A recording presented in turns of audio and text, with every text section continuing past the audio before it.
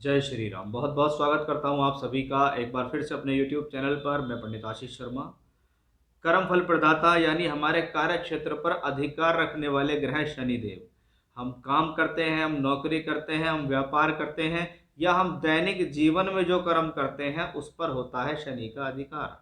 अब ऐसा एक ग्रह जिसने 17 जनवरी 2023 को किया राशि परिवर्तन, मकर राशि से निकलकर कुंभ राशि में ये ग्रह आ गए। बहुत से कुछ की साढ़े साथी खत्म हुई, कुछ की ढैया खत्म हुई, कुछ की साढ़े साथी शुरू हुई, कुछ की ढैया शुरू हो गई। अब ऐसा ही ग्रह 31 जनवरी को सूर्य के पास होने के कारण अस्त हो जाएगा और 12 मार्च तक ये ग्रह अस्त रहेगा, क्योंकि शनि जो ग्रह है वो ब्रह्मांड में सबसे दूर है।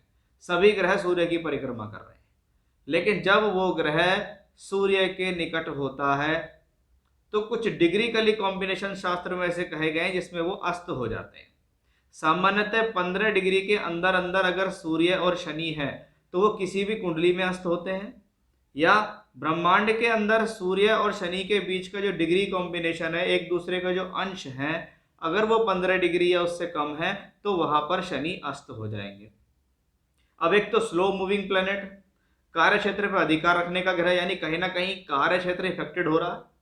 आपके कर्म इफेक्टेड तो होंगे, आपकी मेहनत इफेक्टेड तो होगी, क्योंकि आप जो मेहनत कर रहे हैं और आपके मन में ये बात आए कि यार जिस काम में हाथ डाल रहा हूँ उसमें प्रॉब्लम आ रही है, जिस काम में हाथ डाल रहा हूँ उसमें डिले हो रहा है, वो इसीलिए है कि ये कंबस्ट है, इसको बोलते हैं कंबस्ट होना, ग्रह का अस्त होना, कि हम सूरज को देखें, हम 5-10 सेकंड से ज़्यादा सूरज को देख ही नहीं सकते। अब ये समझिए उस ग्रह के नज़दीक अगर कोई प्लेनेट आ जाए तो उसकी रश्मियां खत्म, उसका खुद का प्रकाश खत्म ग्रह का, वो ग्रह कुछ समय के लिए बिल्कुल अंधा हो जाएगा। अब ऐसा ग्रह हर व्यक्ति विशेष पर असर डालेगा, क्योंकि किसी भी कुंडली के लिए, किसी भी राशि के लिए, किसी भी जातक के लिए सबसे ज्यादा जरूरी ग्रह कौन है? शनि है, क्योंकि कर्म प्रधान है। आप नौकरी करो, व्यापार करो या कुछ भी मत करो, लेकिन कुछ तो कर्म कर ही रहे होगे। उस कर्म का जो लेखा जोखा है वो शनिदेव के पास है। इसीलिए इसी से साढ़े साती, इसी से ढैया, इसी से गोचर, ये सब कुछ देखा जाता है। ये शनि महत्वपूर्ण है। अब शनि तो हो जाएंगे अस्त। अस्त होने के बाद इसका आपकी राशि पर क्या प्रभाव पड़ेगा? पिछली वीडियो में मैंने आपको बता दिया कि मकर और कुंभ पर इसका क्या प्रभाव है, क्योंकि आप दोनों की राशि के स्वामी शनि है और दोनों पर ही शनि की साढ़े साती चल रही है। आज का जो मेरा वीडियो है वो ये है कि शनि होंगे अस्त, और जिस समय वो अस्त होंगे वो मंगल के धनिष्ठा नक्षत्र में भी होंगे, यानी मंगल उनके लिए मित्र तो नहीं है। एक तरफ तो मित्र के नक्षत्र में नहीं, दूसरा सूर्य से अस्त हो गया, यानी शनि की स्थिति काफी डाउन हो गई। अब उसका मिथुन राशि, तुला राशि, कर्क और वृश्चिक राशि पर क्या असर होगा, ये मेरा आज का विषय है। क्योंकि मिथुन और तुला से शनि की ढैया खत्म हो गई और कर्क और वृश्चिक पे शनि की ढैया शुरू हो गई, यानी ढैया होते हुए और ढैया हटते हुए आपकी राशियों पर क्या असर होगा, ये मेरा आज का विषय यहाँ रहने वाला है। खासतौर पर जिन ग्रहों को, जिन व्यक्ति विशेष को शनि की महादशा, अंतरदशा, प्रत्यंतर दशा चल रही है, उनके लिए भी, जैसे कि मिथुन राशि आपकी, तुला राशि आपकी, कर्क है या वृश्चिक है, अगर आपके पास अपनी जन्मपत्री है और आप उसमें शनि से संबंधित दशा से प्रभावित हैं, तो भी ये जो वीडियो ये आपके लिए, तो इसको समझने की आप पूरी तरीके से कोशिश कीजिएगा कि भाई आखिरकार ये जो समय है 31 जनवरी से 12 मार्च जिसमें शनि हो जाएंगे अस्त, वो आखिर करेंगे क्या। तो आइए शुरुआत करते हैं कि सूर्य के समीप आने के बाद जब हो रहे हैं शनिदेव अस्त, तो उसका अभी राशि पर क्या प्रभाव पड़ने वाला। सबसे पहली राशि ले रहे हैं हम यहाँ मिथुन राशि। देखिए मिथुन राशि, आप पर शनि की ढैया चल रही थी अब तक। शनि आपकी राशि से अष्टम भाव में गोचर कर रहे थे। अब वो ढैया से निकलकर राशि से नवम में आएंगे कि भाग्येश भाग्य स्थान में गया, वो आपके भाग्य को प्रबल करने की कोशिश कर रहा है, लेकिन वो उस ग्रह का जो संबंध है वो सूर्य से बन गया। अब सूर्य कौन है? थर्ड लॉर्ड है। अच्छा तो नहीं है, अच्छे भाव का मालिक नहीं है। जब बुरे भाव का मालिक अच्छे भाव के स्वामी को अस्त करता है तो अच्छे भाव के रिजल्ट नहीं मिलते। इसको समझिए कि भी नवम भाव अच्छा भाव है, नवमेश नवम में शनि बैठा हुआ, वो आपके लिए कुछ अच्छा करना चाहता है, लेकिन सूर्य उसे अच्छा करने नहीं दे रहे।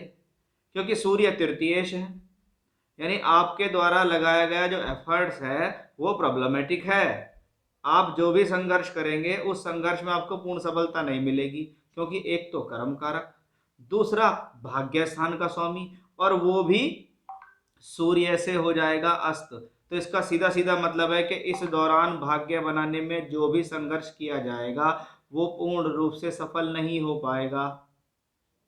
अगर आपको शनि से दशा अंतर प्रत्यंतर चल रही है तो आपको लगेगा कि यार मैं इतना एफर्ट्स कर रहा हूं लेकिन मेरे हाथ में कुछ आ क्यों नहीं रहा।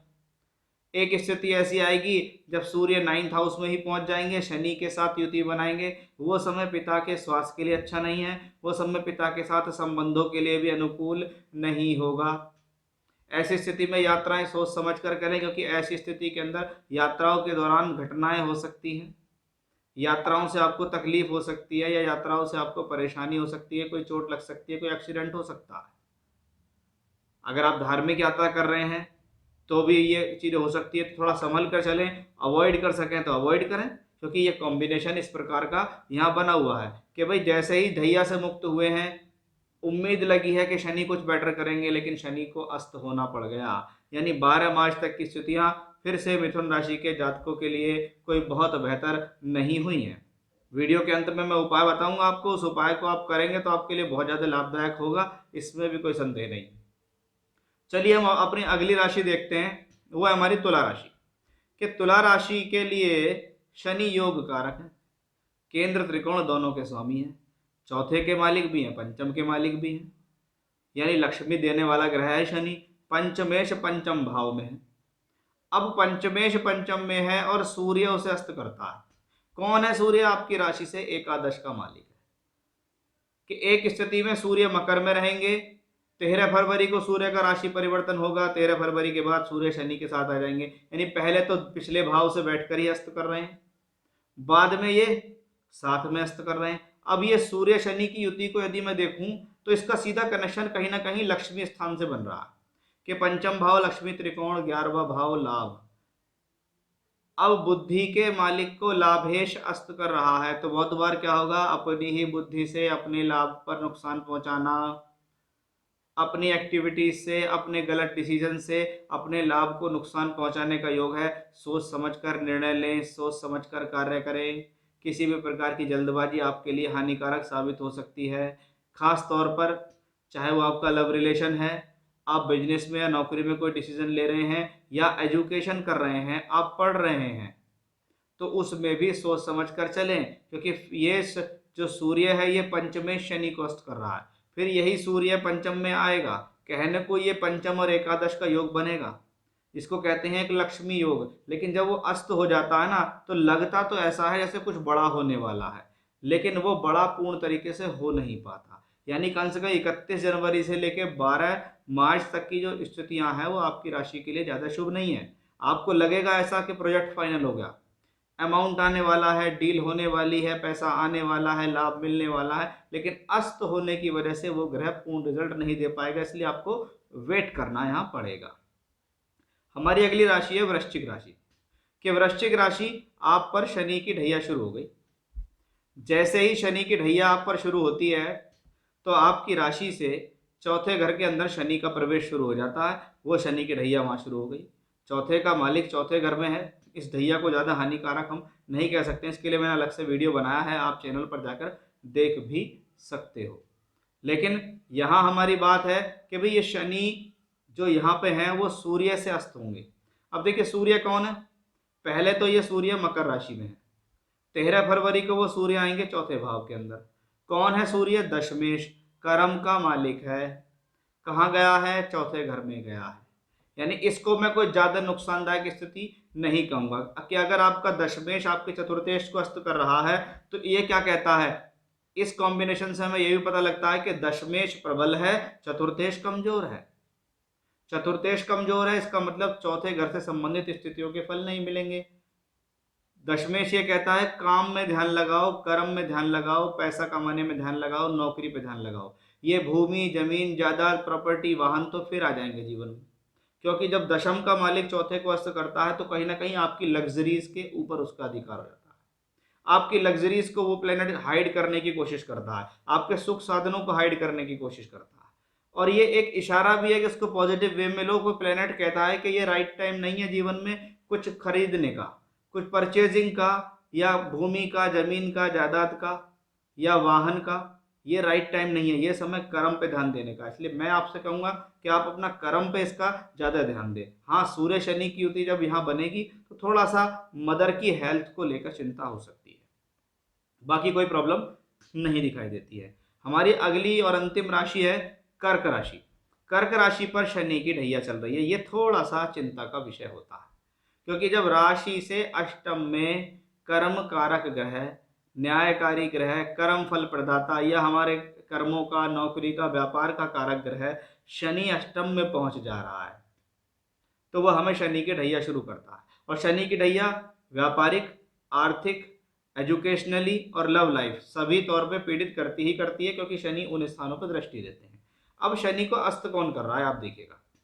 सेकंड लॉर्ड, दूसरा घर जिसको हम मारक भाव भी बोलते हैं, वो मारक का स्वामी अष्टम भाव में है। सबसे पहली बात, स्वास्थ्य का ध्यान रखें, रॉन्ग डिसीजन से बचें, किसी को वचन देने से बचें, वो वचन आप पूरा नहीं कर पाएंगे।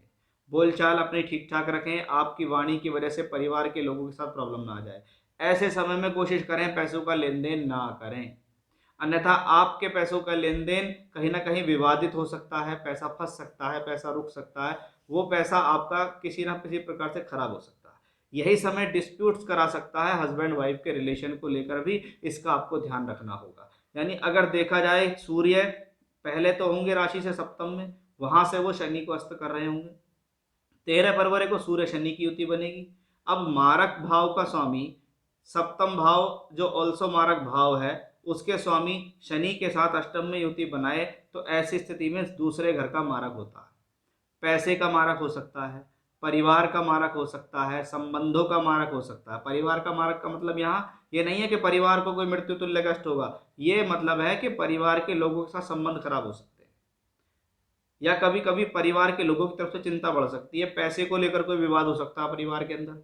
इसका ध्यान रखें, और अपनी हेल्थ का आपको ध्यान रखना होगा। हाँ, शनि की ढैया आपको है और शनि को सूर्य अस्त कर रहे हैं, तो थोड़ा सा ढैया के नेगेटिव प्रभाव से आप बच जाएंगे इस दौरान, लेकिन जो कॉम्बिनेशन बन रहा है वो ज़्यादा बेहतर नहीं बन रहा। यानी कर्क राशि के जातकों के लिए ये बहुत अच्छा योग नहीं है। अब रेमेडी की बात बहुत जरूरी आती है कि भाई मैंने जिन 4 राशियों के बारे में बताया, वो चारों जो राशियां हैं, मिथुन है, तुला है, आपसे शनि की ढैया खत्म, कर्क और वृश्चिक आपकी शनि की ढैया आ गई, लेकिन चारों के लिए उपाय जरूरी है, क्योंकि अस्त तो सभी के लिए हुए हैं शनि। देखिए, जब शनि अस्त हों और सूर्य उसे अस्त करें, तो सूर्य देव से प्रार्थना करनी चाहिए कि सूर्य देव, आपने शनि को अस्त किया है, आपने कर्म कारक ग्रह को अस्त कर दिया था, हम आपकी आराधना करते हैं, हम आपके हाथ जोड़ते हैं। आप नित्य प्रतिदिन जब तक ये अस्त रहे, तांबे के लोटे में जल भरें, उसमें थोड़ा सा गुड़ डालें, थोड़ी सी रोली डालें और सूर्य देव को जल दें।